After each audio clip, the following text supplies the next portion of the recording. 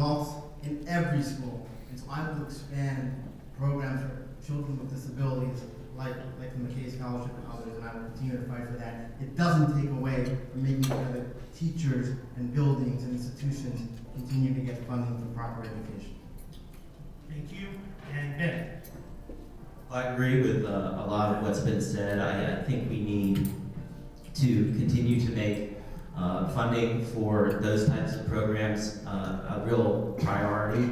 Obviously, students with special needs and with disabilities require teachers that know how to handle those situations. And this goes back, in my mind, to the bigger problem in Florida, which is that we're just not investing in our teachers in the way we need to. And to the earlier question, I think that until we decide as a state that we are going to commit to find the best teachers for our students, whether they're in a traditional public school or whether they're in a program where there are students with special needs or disabilities, we're not going to be making the progress we need to make.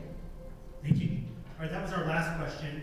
Oh, we have time for one? We can do one more if it's quick. All candidates. The editorial board writer. Ex-editorial board writer. Miss Downtown Partnership. You're all very pro-education. Florida has Joni James, St. Petersburg Downtown Partnership, used to be at the Tampa Bay Times. You all are pro-education. You all talk about spending more money. Florida has a balanced budget. Where are you going to find the money? Quick. 30 seconds. JB. Okay, so try this. We're not going to put it on the back of not being able to educate our children. We have to balance the budget, and we have to make sure that we find money for education. At the end of the day, education wins, and we have to make that work. Eric Lee. I do believe in investing much more of our money in education. And as far as where those funds are going to come from, there are currently a number of tax breaks for individuals and groups around the state that I do not believe deserve those tax breaks. And I would make sure that we can close those loopholes when we are in Tallahassee in order to be able to spend that money on education. And Ben Dyer. Well, it's just a question of priorities. I mean, I went to Tallahassee this past session along with the St. Pete Chamber and all the other chambers in Pinellas County, and I listened to legislators talk about a state budget that included almost $1 billion of tax cuts for, for corporate interests when we have real challenges in the state. So I think we have to start by having a conversation about priorities. All right, we're going to do a 5-minute lightning round. First of all, let's give these guys a round of applause. Very serious. We are truly blessed in this community to have men of substance, women of substance, candidates of substance running. It's nice. I go around to a lot of Tiger Bays, and these three stand above most of the candidates that I've seen. So congratulations to you all. I hope that makes up for the tough questions. Instantaneously, like 10 seconds. So, okay, I know, but we'll work it. All right, so first question. Will you be voting yes or no on Amendment 2, which is the medicinal marijuana amendment on the ballot in November? Yes. Voting yes. I'm voting yes. And will you be voting yes? JB will just stay down there. Will you be voting yes or no on the solar amendment that's on the ballot in August, which is the grandest amendment for allowing companies to have the same tax status for building renewable as residents, private residents? I don't Or you know. can take it on time. Yeah, I don't know. Eric? I support all solar amendments, although I think there's some problems with this one, so I believe I'm going to be opposing it. And Ben? I believe I will be voting yes. Ben, who is a Republican that you really like, that's in the state legislature? Who's somebody you think you'll be able to reach across the aisle and work with? Well, I have a lot of respect for Senator Jack Latvala, who has been representing Pinellas County for years, and I think quite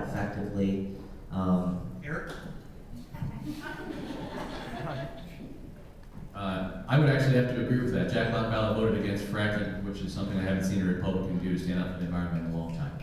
And JB, name a Democrat that you would like to work across the aisle with if you were elected? Lori Berman. Lori Berman, okay. Stay with you, JB. What will be the first bill that you sponsor or propose if you are elected in November? What will be the subject matter? The subject matter will most likely continue to be education. Okay. I would say the same. My first bill will be on education and increasing our teachers' pay. Ben? I'm going to be focused on protecting our drinking water and implementing Amendment 1, the Land and Water Legacy Amendment. Ben, who is the best governor of Florida's modern history? Bob Graham. Eric Clinton. I am going to have to agree with Ben. I believe Governor Graham was our best governor that we've had. JB? I guess I'm not allowed to like our current governor. Is that the deal? Yes. JB, if you had to face one of the two opponents to your left, who would you rather run against in November? Wow.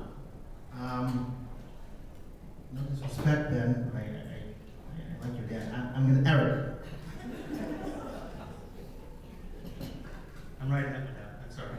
That was pretty good. This is for the two Democrats. What is the number one difference between you and your opponent? Eric. We have 10 seconds, but I would say two things very quickly. First, my education in a public school right here in St. Pete High, Pinellas County, to help us fix our public schools. And number two, my experience working with the military overseas and solving big problems across the island. Ben. I'd say the number one difference is that I've been working on these state issues for a decade, and my opponent's career has taken him to Washington, and I certainly admire his service there. This is back to the Democrats. Ben, who will be the vice presidential nominee for Hillary Clinton? Well, if I knew that, I would be a smart guy. I don't know. I think Elizabeth Warren maybe. I'm just guessing, but everybody is guessing. Eric Clinton. This is just a guess. I hope it can be someone as good as Vice President Biden, but my guess is it's going to be Senator Tim Kaine. JB, will you be voting for, supporting, and would you campaign for Donald Trump if he came to Pinellas County? Let me start backwards. I'm not going to campaign for Donald Trump, but I will support the Republican nominee. And who do you think will be his vice presidential nominee? I have no idea. How much time? Thank you very much, everybody. Let's give her all the